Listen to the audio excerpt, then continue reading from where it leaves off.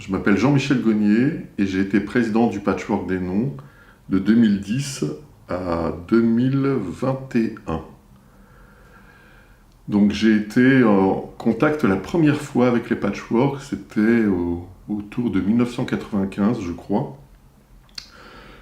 Un hasard complètement curieux. Je regardais la télévision ce soir-là, le samedi soir. Il y avait une émission qui s'appelait Ruban Rouge. Une émission qui passait le samedi, alors très très tard, pour pas trop choquer. Et on parlait dans cette émission du sida, des personnes contaminées, des traitements et les associations. Il y avait un reportage, Ruban Rouge, donc de cette émission Ruban Rouge, il y avait un reportage sur le patchwork des noms.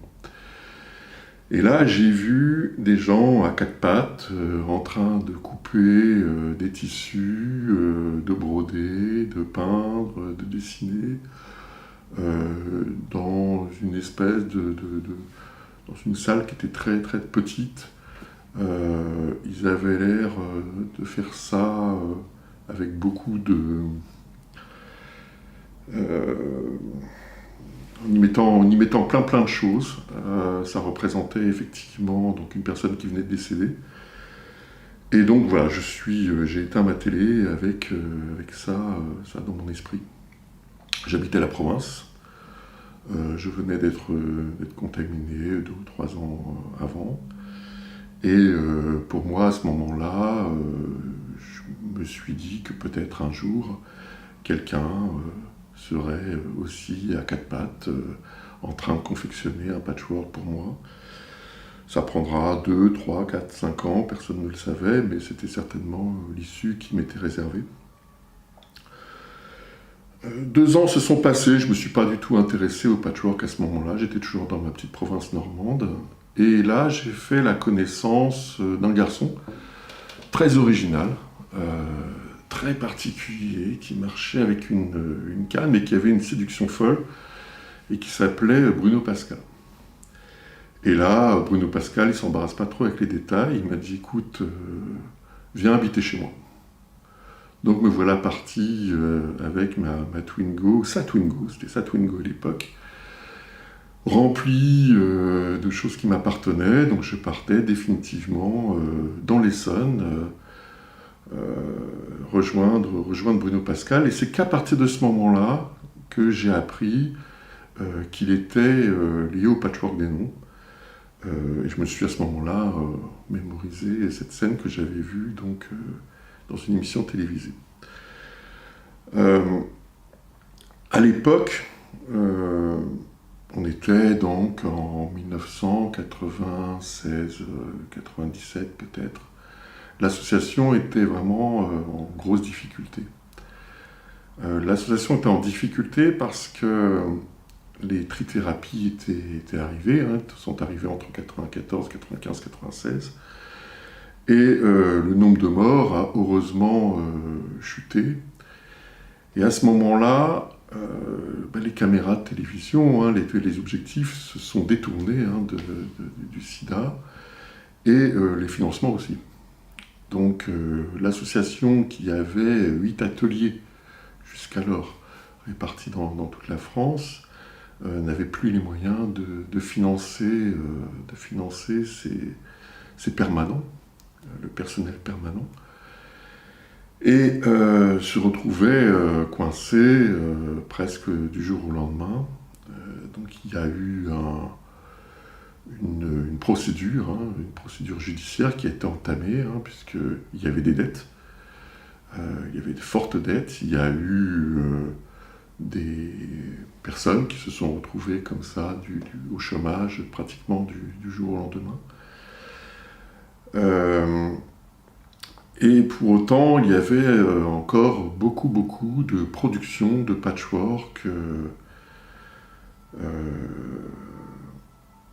qui avaient été entamées, commencées, et qui demandaient qu'à être terminées. Et puis d'autres avaient également émis le souhait d'en confectionner de nouveau et d'être accompagnés par l'association.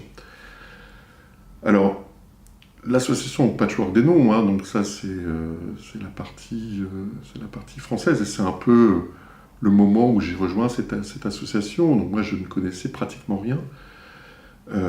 J'ai appris qu'elle s'était créée à la fin des années 80, à peu près à la même période qu'ACT UP et que les Sœurs de la Perpétuelle Indulgence, à peu près à la même période, et qui a eu du mal à s'imposer aux États-Unis, qui a eu du mal à s'imposer parce que il y avait beaucoup de résistance. On allait parler de la mort, alors que on était dans un combat.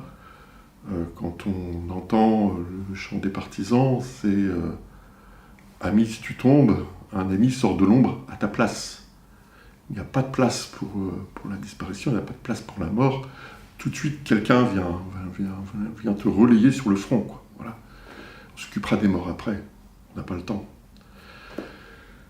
Donc ces patchworks ont été créés pour ça. Les patchworks ont été créés parce que justement cette mémoire des gens qui disparaissaient ne se faisait pas au fil du temps, ne pouvait pas se faire. On était dans le combat, on était au front, et il n'y avait pas de place pour la compassion. Les gens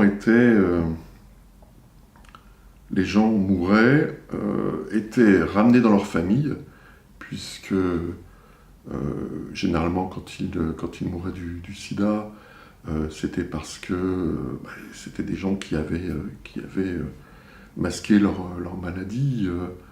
Au plus grand nombre, c'était particulièrement tabou, hein, et puis mouraient très très vite, donc on n'avait pas forcément le temps de raconter son histoire, souvent de raconter son homosexualité, d'en parler à sa famille, à ses parents.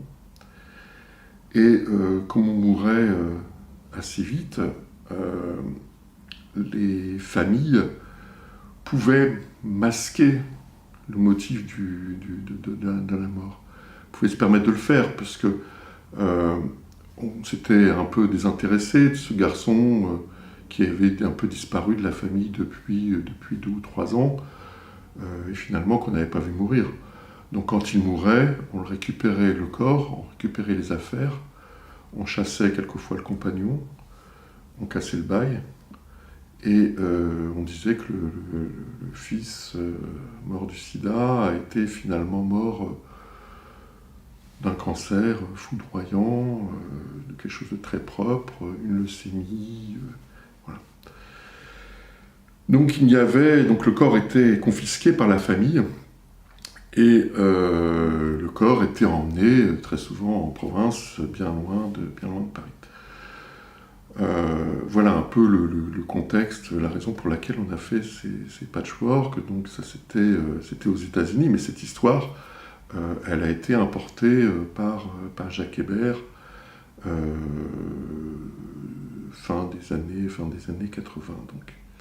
Oui, ce que je voudrais préciser, c'est que le patchwork est arrivé aux États-Unis quelques années après l'apparition du sida, parce que ces morts étaient des inconnus, des gens qu'on avait cachés, et il n'y avait pas de trace de leur existence. Donc, un groupe de personnes a eu l'idée de créer des objets autour de cette mémoire, à partir de morceaux de tissu, comme à la fin de la guerre du Vietnam, pour les combattants qui ne revenaient pas. C'est les femmes, les veuves, les mères, cousaient des morceaux de tissu, mettaient le nom, l'identité de la personne sur ces tissus, la date de naissance, la date de décès. Et c'est un peu donc dans la même histoire, dans la même idée, parce que la guerre du Vietnam, c'est quelque chose de très imprégné dans la culture américaine. C'est vraiment une épreuve qu'ils ont traversée. Et pour faire un lien entre cette dramaturgie-là et celle du sida, donc ils ont repris ces codes en confectionnant donc des patchworks à partir de morceaux de tissu. Ces morceaux de tissu, il était très important de les relier les uns aux autres, de façon à en former des carrés. Et l'idée, c'était de faire quelque chose d'un peu géométrique, d'un peu harmonieux, de très visuel, et donc de créer des panneaux qui, cousus les uns aux autres, allaient former des carrés de 3,60 m de côté. Et c'est ces carrés qu'on appelle ces fameux patchwork. Voilà. Alors, patchwork, parce que ce sont des morceaux de tissu sur lesquels on a ajouté donc, le nom, date de naissance, date de mort, mais aussi on a pu coudre des morceaux de tissu qui appartenaient à la personne disparue. Donc ça pouvait être une casquette, mais ça pouvait être aussi, on l'a vu aux États-Unis, une chaussette, une chemise. Ça pouvait être aussi des travaux, des photos. Ça pouvait être voilà, des choses qui ont appartenu, des colliers, voilà, des choses qui avaient même du relief, qui pouvaient peser un certain poids. Et ces patchworks étaient de toute façon très personnalisés. Très très personnalisés. Et en les regroupant les uns et les autres, ça formait une espèce comme ça de groupe de personnes différentes qui appartiennent au même destin. Donc quand Jacques Hébert était un danseur, et il allait régulièrement aux États-Unis, quand Jacques Hébert a vu ces patchworks aux États-Unis, il s'est dit je vais importer cette histoire, ce concept en France, sachant que il va falloir lutter. Parce que déjà, le président d'Actop à New York avait dit « Mais non, enfin, le patchwork, pas question. Le patchwork, moi, j'y mettrai le feu. Je refuse cette idée qu'on sacralise la mort comme ça et qu'on s'arrête là-dessus et qu'on fasse preuve de compassion. On ne cherche pas de la compassion. C'est pas ça qu'on cherche aujourd'hui. » Donc il savait, Jacques Hébert, qu'en arrivant en France avec cette idée, il allait se heurter aux mêmes difficultés. Et ça n'a pas manqué. Ça a été très difficile d'intégrer les réseaux SIDA en France, particulièrement parisiens. Mais c'était logique, il y avait, c'était à l'époque, il faut bien comprendre que on ne parlait pas de la mort, on ne voulait pas en parler parce qu'on ne voulait pas s'auto-effrayer, quoi. On savait tous qu'à un moment ou à un autre, on allait y être confronté, mais on ne voulait pas ni regarder derrière, ni regarder trop devant, quoi. On était dans l'instant. L'instant, c'était le combat. Donc Jacques Hébert a galéré. Jacques Hébert et quelques autres donc a galéré pour installer cette idée que le patchwork, c'était aussi un temps pour marquer notre histoire et puis aussi montrer aux personnes qui sont extérieures en fait à cette épidémie du sida que derrière cette épidémie, derrière les nombres, derrière les chiffres, il y avait des personnes humaines. Parce qu'à la télévision, on parlait de chiffres. On parlait des Haïtiens, homosexuels, héroïnomanes, voilà, des personnes qui étaient les cibles du VIH, et pas des personnes qui étaient derrière ces victimes, derrière ces chiffres-là. Donc il fallait les montrer, il fallait montrer qui ils étaient. Les tombes étaient complètement anonymisées, les tombes étaient bien loin, les tombes étaient dans le caveau familial, et les tombes ne représentaient pas notre histoire, c'était pas nous ça, c'était pas nous. Donc Jacques Hébert a commencé à faire des patchworks lui-même dans son coin, et il a créé donc un atelier à Paris, où des personnes ont commencé à confectionner ces patchworks. il y avait vraiment, il n'y avait pas que des homosexuels, hein, il n'y avait pas que l'entourage proche, il y avait aussi des gens qui étaient animés par cette idée de vouloir faire en sorte que ces jeunes laissent quelque chose. Donc on y a vu aussi des gens un peu âgés, des couturières, qui vivaient dans le quartier et qui voyaient bien ce qui se passait dans le quartier, qui voyaient bien que les gens tombaient malades. Donc elles avaient aussi envie d'aider à leur manière, elles savaient coudre. Et donc les gens ont commencé à coudre, et ont commencé à coudre sur des personnes mortes tout de suite, mortes un mois, 15 jours, 3 semaines, un mois avant, pardon. Et c'était très très très violent. C'était très violent et ça a été très difficile à continuer, à poursuivre ces travaux. Et ça, c'est Jacques Hébert qui me l'a dit, parce que moi je suis arrivé un peu après.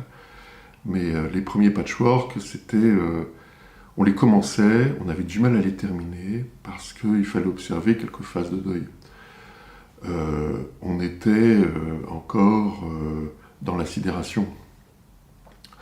Et quand on est dans la sidération, on ne peut pas faire ce travail on ne peut pas avoir ce recul nécessaire à la conception d'un patchwork. Il faut du temps.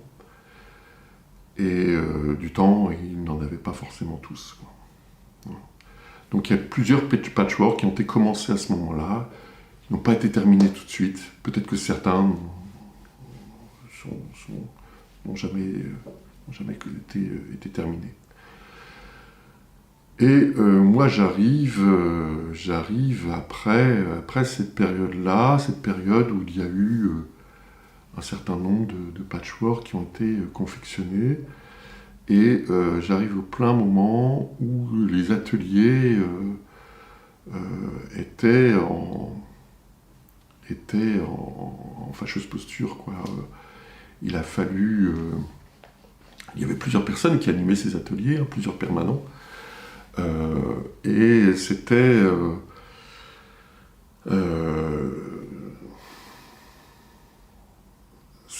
ces ateliers étaient en fait très liés au financement des pouvoirs publics, et des financements également privés. Et à partir du moment où les financements ont commencé à diminuer fortement et très brutalement, il a fallu donc fermer ces ateliers, dire au revoir à ses collaborateurs, et puis laisser les gens comme ça, sans accompagnement de leur peine. Ça a été très, très, très compliqué. Alors quand même, des patchworks ont continué à se fabriquer à ce moment-là. Mais c'était plus à la maison, c'était plus dans les associations un peu partenaires comme Aide, par exemple. Aide à Paris, hein, on a confectionné des patchworks. Mais il n'y avait plus d'endroit dédié pour la mémoire. Et je pense même que finalement, les associations à ce moment-là se disaient que, voilà, quoi, on avait... que le patchwork, c'était terminé, quoi. Le patchwork, à partir de maintenant, à partir du moment où il y aurait les trithérapies, il n'y aurait plus de mort, ça suffit, on n'a plus besoin de nous rabattre les oreilles avec ça. Les personnes qui étaient malades et qui commençaient à voir les premiers effets des trithérapies, voulaient faire le deuil de leur deuil, hein, voulaient plus entendre parler de la mort, ils allaient vivre. Donc ils ne voulaient plus...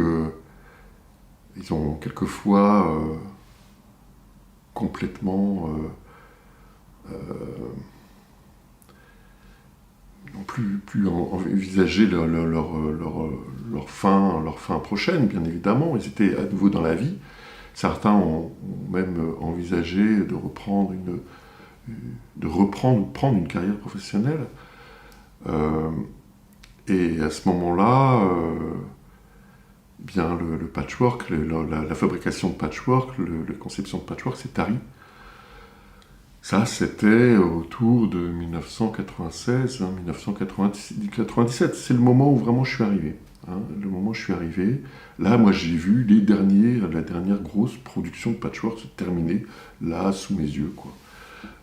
C'était vraiment le moment où on mettait le dernier coup d'aiguille dans les patchworks. Et ces patchworks, il fallait qu'ils trouvent une destination. Jusqu'alors, ils étaient dans les ateliers, et puis ils circulaient entre les ateliers pour les différents déploiements. Il a fallu donc les centraliser sur Paris, il fallait trouver un lieu pour les placer. Et heureusement, il y avait le CRIPS, le CRIPS qui avait donc des locaux à la Tour Montparnasse et qui avait notamment des sous-sols à la Tour Montparnasse et qui était en capacité de les accueillir de façon permanente, avec un accès quand même un peu compliqué. Le troisième sous-sol de la Tour Montparnasse, c'était pas simple d'y accéder, mais bon, en tout cas voilà, il y avait la possibilité de stocker cette vingtaine, presque une trentaine de patchworks réalisés. Donc les patchworks étaient localisés donc, au troisième sous-sol du CRIPS, et les locaux du patchwork étaient dans les locaux de Aide qui étaient situés près de la gare du Nord. Et donc il y avait un espace dédié au patchwork à ce moment-là, en tout cas au bureau du patchwork. Et de temps en temps, on y faisait encore, on y confectionnait des patchworks. Mais il fallait gérer cette lourde situation qui était financière. Il a fallu donc dissoudre quasiment l'association à ce moment-là. En tout cas, dissoudre de droit l'association du Patchwork des Noms. Donc autour des années, je crois que c'est 1998 de mémoire, l'association a plus ou moins déposé le bilan. Alors, il faudrait revoir dans les textes, mais je crois que c'est comme ça. En tout cas, elle n'avait plus d'existence de droit, cette association. Elle est restée association de fait, mais elle ne recevait plus de subventions, elle n'avait plus d'adresse légale, ni de conseil d'administration, de bureau, etc. Donc il restait très rapidement dans cette association 2, 3, 4, 5 personnes. Et il ne restait plus que ces personnes volontaires. Et il n'y avait plus de permanent, il n'y avait plus de bureau, il n'y avait plus de financement. Et ça, c'est la deuxième partie de cette histoire des patchworks. C'est la partie un peu... une période un peu de latence, une période où il se passe rien. Cette période-là va couvrir les 10 années suivantes, quoi, entre 99 et 2010 à peu près. Donc pendant ces années-là, de 1999 à 2010, on a continué à faire des patchworks, très très peu, mais on a continué à en créer. Mais c'est vraiment à l'unité, c'est vraiment 6, 7, 8 panneaux peut-être sur la décennie. Et on a continué à déployer des patchworks. Et ça, on l'a fait grâce à Solidarité Sida et grâce à Solidaise. Les premiers Solidaise ont eu lieu en 1998. Et dès la première édition, Luc Barouet, le fondateur, est venu voir Bruno Pascal, Chevalier, qui était alors président du Patchwork, alors président de fait du Patchwork, en lui disant, écoute, on ne va pas laisser tomber cette histoire, il faut la présence des Patchwork sur Solidays, ça n'a pas de sens sinon, il faut la présence de Patchwork. Donc, moi je te propose qu'à chaque édition, il y ait un déploiement de Patchwork. Voilà. Et peut-être un espace où tu pourrais les présenter. C'est ainsi que dès 99, dès 98 même, dès 98 à la première édition, allez, je suis pas sûr de ça, mais en tout cas dès 99 j'y étais, à la première édition, donc au moins à la deuxième édition, il y a eu un déploiement de Patchwork sur la grande scène, et il y a eu une expo des Patchwork, alors sous une tente berbère, c'était très rudimentaire. C'était un petit espace, le Solidays à l'époque, mais on a pu donc avoir ce temps qui était un temps marqué dans le calendrier. On savait que chaque dernier week-end du mois de juin, il y avait Solidays. Et il y avait quand même encore quelques déploiements. Il y avait aussi à chaque 1er décembre, à l'issue de la marche, avant ou à la fin de la marche d'Act Up, on a quelquefois encore pu imposer des déploiements de Patchwork. Alors pas chaque année, de façon quelquefois un peu confidentielle, à la fin, après le pot, à la fin de la marche, on a déployé un Patchwork, ou avant, pour se galvaniser. Mais c'était pas forcément public. Mais en tout cas, il y a toujours eu, à chaque 1er décembre, un Patchwork à un moment ou à un autre de la marche. Et puis, il y a eu aussi les marches contre l'oubli, mais ça qui se terminait, je crois que la dernière, c'était peut-être 97 ou 98, enfin voilà, il y a encore des moments comme ça, et aussi des Gay Pride, à l'époque où ça s'appelait encore des Gay Pride, où de temps en temps, on défilait encore avec un Patchwork ou deux, mais c'était vraiment très très confidentiel. Il se passait vraiment quasiment plus rien. Et puis rapidement, donc Jacques Hébert, donc le fondateur, s'est un peu éloigné des Patchwork. Il venait simplement donc au moment de Solidays, par exemple. Et puis Bruno Pascal, qui était donc le président, lui était fatigué, il était malade.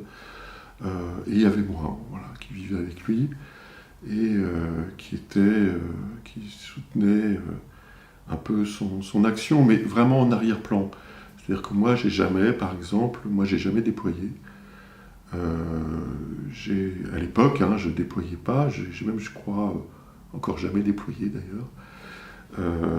Je lisais pas de nom, j'étais toujours à l'arrière, j'étais toujours derrière Bruno, vérifier que les choses se passaient bien, vérifier qu'on n'ait pas oublié un Patchwork dans le coffre, vérifier que Bruno avait bien son texte, vérifier qu'il était bien passé aux toilettes avant, vérifier qu'il y avait du son, vérifier tout ça. Voilà. J'étais vraiment en arrière, et cette place me convenait tout à fait. Donc entre 1999 et 2010, c'est rien passé véritablement, quoi. Voilà. Les Patchwork sont restés d'abord donc au Crips, puis ensuite Solidarité Sida s'est dit puisque nous on les déploie, on est pratiquement plus que les seuls à les déployer à Solidays, autant qu'on les récupère et qu'on les place dans nos sous-sols à nous, c'est-à-dire dans l'entrepôt du Gobelin, avec tout le reste, avec les décors de Solidays en fait. Donc si vous êtes d'accord, on peut procéder à ce déménagement. Ça tombait très bien parce qu'à ce moment-là, le CRIPS allait déménager. Donc le CRIPS allait déménager dans quelque chose de plus petit, dans un endroit plus petit. Et eux ne pouvaient plus se permettre de garder l'ensemble des patchworks, ça prend la place, et puis les archives du patchwork qui en prenaient d'autres. Voilà. Donc ils se sont dit, on va garder les archives du patchwork, les archives papier du patchwork, mais en revanche, les patchworks, les panneaux, etc., si Solidaise accepte de les prendre au Gobelin, nous, ça nous intéresse. Donc voilà, les patchworks ont traversé, j'allais dire ont traversé la Seine, ils n'ont pas traversé la Seine. Ils sont passés donc de la tour Montparnasse au Gobelin. Quant aux archives du patchwork, eux sont restés, ont suivi le déménagement du CRIPS qui était ensuite dans le 15e. Voilà, donc les patchworks, on les ressortait et puis on les sortait en se disant de toute façon on va les sortir encore une année et puis après il n'y en aura pas des éditions de Solidaise, il n'y en aura pas forcément, ça ne va pas forcément se pérenniser. On voyait bien que la question du sida, c'était une question qui arrivait un peu derrière nous, enfin, qui était plutôt derrière nous, qui était la question de la mort. À Solidaise, mais ça intéressait quand même beaucoup moins de monde.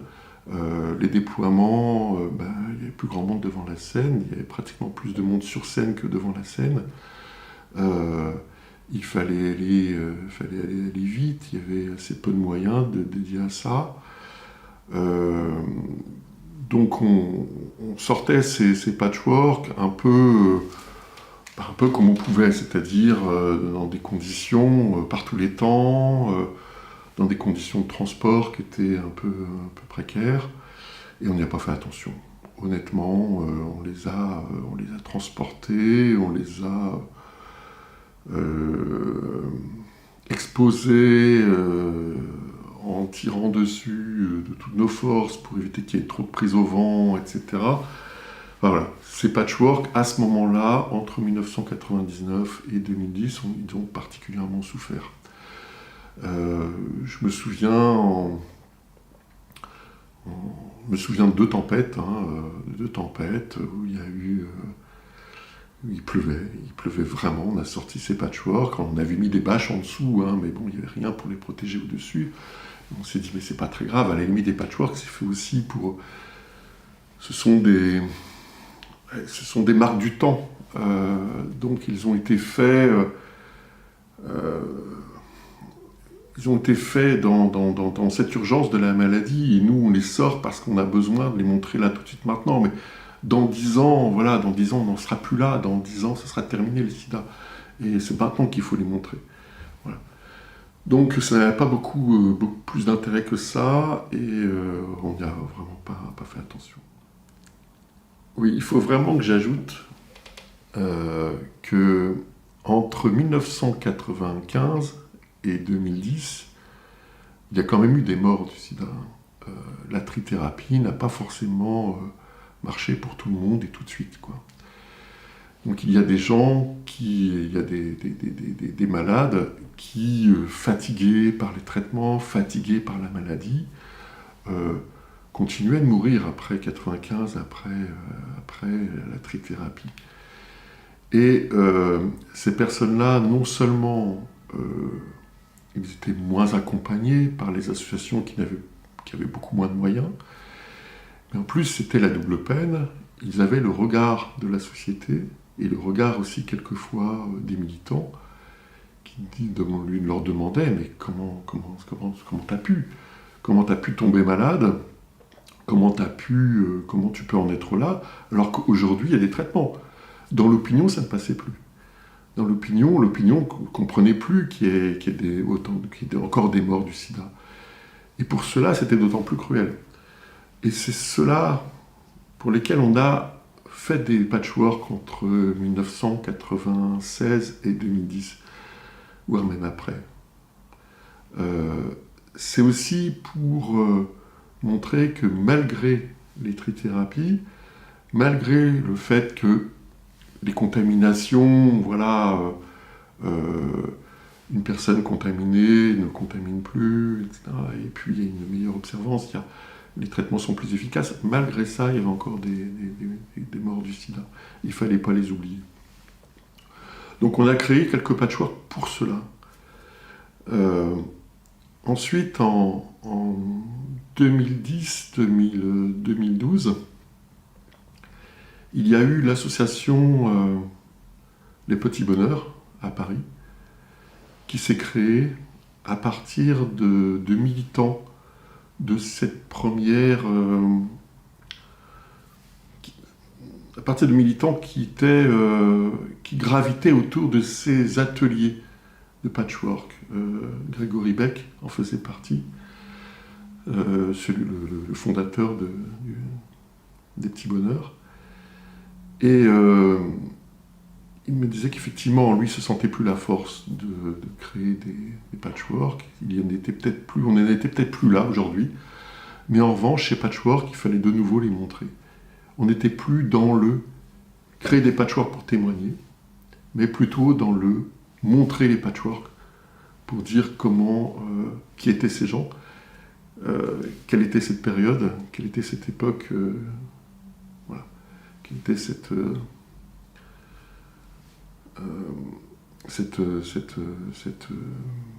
maladie et surtout les conséquences de cette maladie. Donc à partir de 2010, les Petits Bonheurs nous ont dressé des listes de noms chaque année. Et ces noms, on a commencé à les scander, puisqu'avant, quand on déployait des patchworks des noms, on s'était accompagné d'une litanie de noms de gens qui étaient morts entre 1983 et puis 1996. Et là, c'est de nouveaux noms qui étaient lus. Des noms qui étaient des personnes qui étaient décédées cette année-là. Voilà.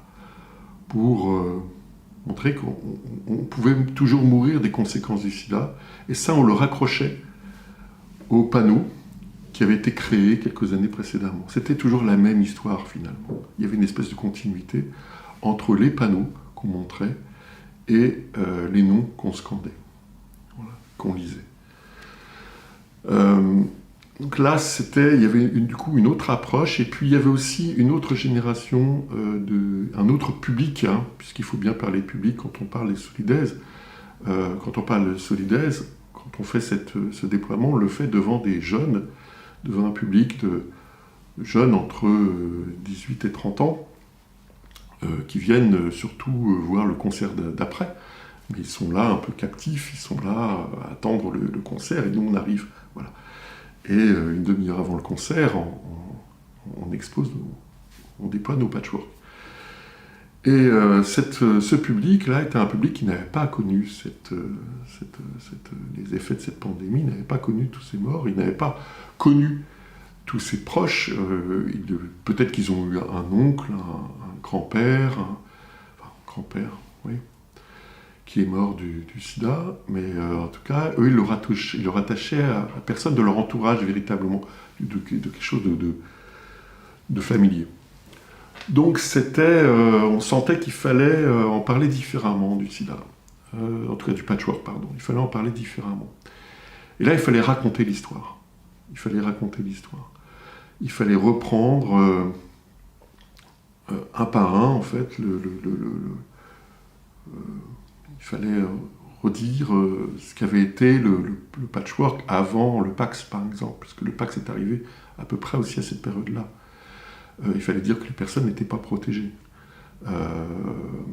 juridiquement. Donc il y a eu les morts du sida, mais il y a aussi tout l'entourage, le véritable entourage de la personne qui était morte du sida, c'est-à-dire le compagnon, c'est-à-dire les amis. C'était un entourage qui était têtu.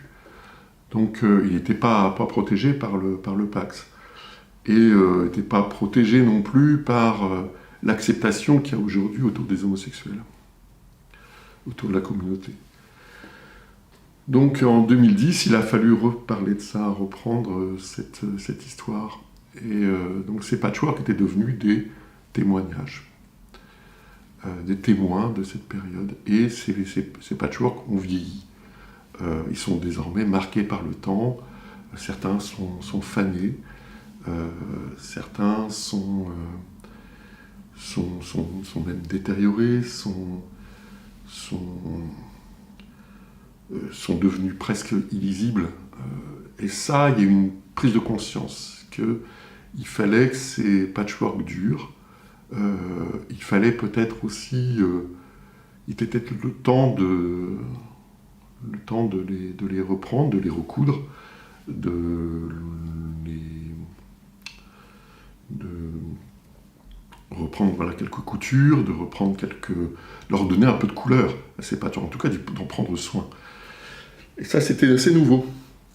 C'était assez nouveau parce que Bruno Pascal, donc le président de fait de cette association, disait toujours, mais non, les patchworks, il faut qu'ils restent dans leur jus, c'est important qu'ils restent dans leur jus.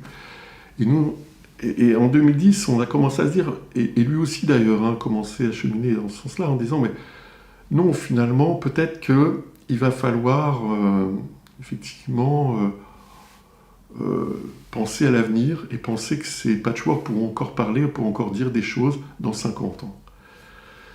Et voilà. Et Bruno là-dessus, sur cette idée aussi peut-être de numériser cette mémoire. Notamment, il avait un projet de patchwork des mots qui aurait été une forme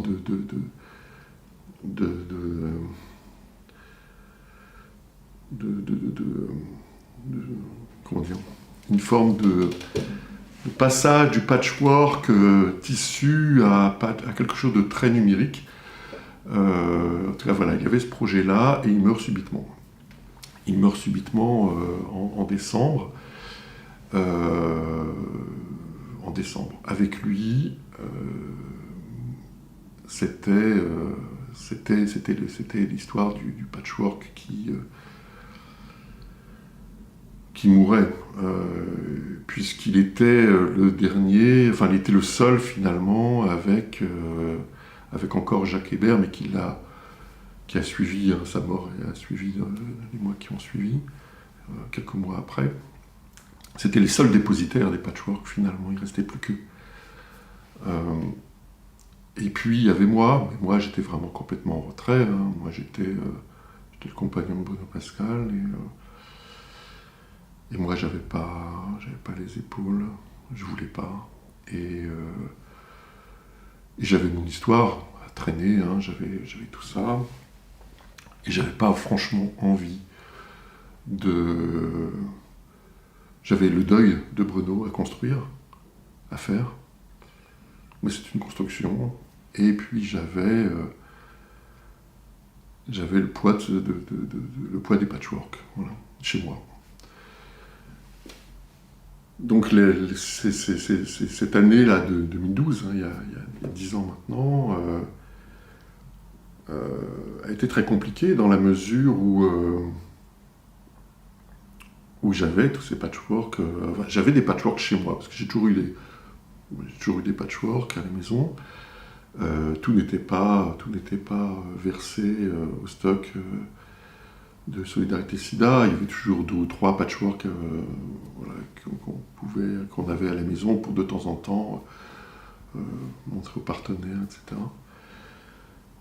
J'avais ça à la maison, j'avais l'histoire de l'association, et l'association n'existait plus de droit, qu'est-ce qu'il fallait faire? Donc, dans les mois qui ont suivi, Solidarité SIDA m'a contacté pour voir si on pouvait ensemble réfléchir à l'avenir des patchworks.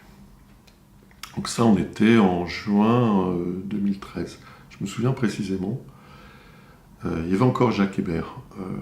C'était une des dernières fois où je l'ai vu. Et puis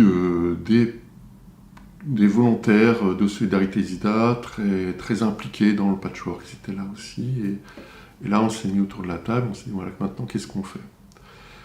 Soit ces patchworks rejoignent le musée d'art et tradition populaire, qui était sur le point de déménager au Mucem, où c'était fait, ou à faire, enfin voilà, on était un peu dans cette période-là, comme c'était prévu initialement dans les statuts, ou bien on continuait l'activité sous un autre nom, c'est-à-dire qu'on crée une nouvelle association, donc mais qui dans la continuité de celle qui existait, quoi. Voilà. Et assez facilement, assez rapidement, on s'est dit voilà, non, on va pas se départir de ce nom, Patchwork des Noms, c'est son histoire. Donc on va l'appeler les Amis du Patchwork des Noms. Et il y a un volontaire de Solidarité Sida qui a dit écoutez, moi je veux bien en endosser la présidence. Laissez-moi réfléchir pendant ce week-end, et puis je vous dis mais ok, je veux bien. Voilà, donc on est resté là-dessus, et puis la semaine qui a suivi, donc finalement le président qui s'était porté volontaire a dit non, j'ai regardé, c'est beaucoup trop lourd, il faut trouver une autre solution. Donc là, dans l'urgence, parce que Solidarité Sida, les Solidaires allaient arriver là très très vite, il a fallu trouver une structure, il a fallu créer une structure, et là, là, j'ai dit ah oui, ok, j'accepte, mais j'accepte pour un an, quoi.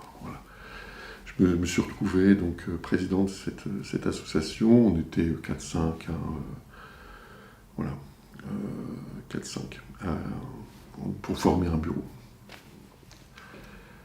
À partir de là, donc, je me suis retrouvé avec cette idée que ces patchworks allaient devoir continuer à vivre leur vie, certainement au-delà de la mienne. Donc il fallait en prendre soin. On allait, la première étape, c'était de créer un atelier de façon à reprendre notamment les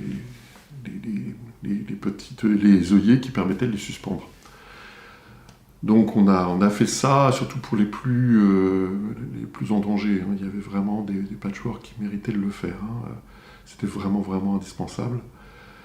Et à partir de là, donc on a créé cet atelier donc, qui avait lieu à Solidarité Sida. Il y a eu ensuite le premier Solidaise après Bruno, où là, on a décidé de faire complètement différemment. On a profité du fait que moi j'arrivais, je n'étais pas du tout à l'aise dans ce rôle. On allait donc... ce premier Solidaire, c'était un hommage à Bruno et puis un déploiement. Et on a fait un déploiement qui était assez différent de celui qu'on avait l'habitude de faire, que Bruno avait l'habitude de faire. Donc un déploiement hommage, et en particulier en reprenant l'histoire comme ça de quelques personnes décédées du sida. Et voilà, c'était un peu un tournant dans les déploiements, puisque à partir de ce moment-là, à chaque fois, pratiquement à chaque déploiement, on faisait focus sur une victime du sida. Là, en l'occurrence, il y avait Bruno, qui n'est pas mort directement du sida, mais des conséquences du sida. Et on s'est dit que c'était le meilleur moyen de toucher ces jeunes qu'on avait en face de nous. Il fallait certainement les rattacher, les raccrocher finalement à l'essentiel, quoi. C'est qu'on avait des... Là aussi, c'était pas des chiffres, là encore, c'était pas des chiffres, là encore, c'était pas juste une histoire, c'était aussi des gens dont on voulait parler, quoi. Voilà. Durant toutes les années qui ont suivi, moi j'ai créé donc cette association qui s'appelait les Amis du Patchwork des Noms, mais j'étais resté sur le mode très informel. Donc il n'y avait pas de conseil d'administration, il n'y avait pas d'assemblée générale, il n'y avait pas de bureau. Et puis, il y avait quand même assez peu de rendez-vous. Assez peu de rendez-vous parce que moi j'avais mon activité professionnelle qui prenait quand même beaucoup de temps. J'avais pas cette capacité qu'avait Bruno de fédérer autour de lui. Lui aurait été capable d'aborder cette nouvelle étape du patchwork beaucoup mieux que moi. Lui, il avait beaucoup souffert que les gens s'étaient détournés des patchwork pendant 10 ans. Et là, au moment où les associations, à un moment où le public souhaite reprendre contact avec ces patchwork, il est parti, il n'est plus là. Donc voilà, moi je me retrouve un peu orphelin, et puis voilà, je n'ai pas cette capacité de fédérer, donc cette association reste une association de droit, mais quand même finalement vivote, comme ça, jusqu'en 2021. Quoi. Malgré tout, il y a des moments clés, il y a des patchworks qui se sont recréés. Il y a aussi beaucoup de contacts. Moi, j'ai repris pas mal de contacts avec les associations dans le monde, donc aux États-Unis, en Allemagne, en Belgique, en Espagne, en Italie, et jusqu'aux Philippines, où aux Philippines, ils avaient de gros soucis avec leur patchwork. Les patchworks, ils ne pouvaient plus y toucher. C'était les patchworks, dès qu'ils y touchaient, c'était de la poussière, quoi. Donc ils avaient vraiment ces difficultés, et je voulais absolument entretenir ce lien, et ça m'a un peu servi quand au moment des Gay Games, puisque pendant la période des Gay Games, pour les 15 jours de Gay Games, on avait décidé de faire une grande exposition internationale de patchwork à l'hôtel de ville. Donc il y avait des patchwork américains, hollandais, voilà. Et je crois qu'il y avait pas loin d'une dizaine de nationalités représentées. Voilà. Et forcément, beaucoup de gens, je crois qu'il y a 7000 personnes sont venues voir cette exposition, et il y a eu des prises de contact, il y a eu vraiment de l'intérêt porté autour de ces patchworks. Et il y a eu le MUSEM, avec un déploiement, un déplacement jusqu'à Marseille pour un déploiement autour de l'exposition SIDA.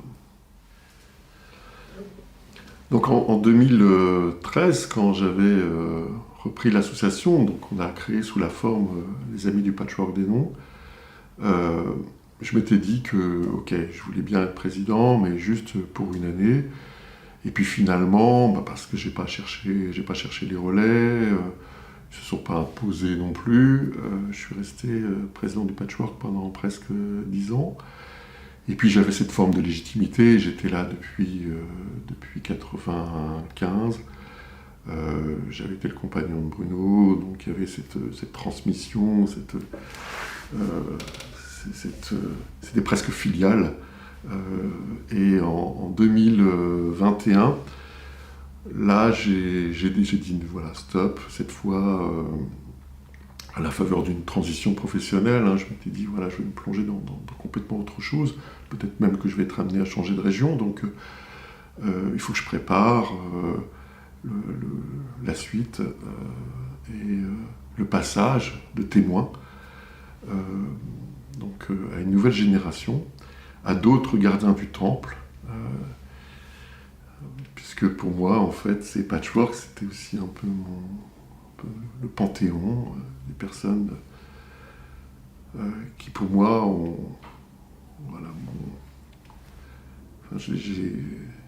c'est effectivement des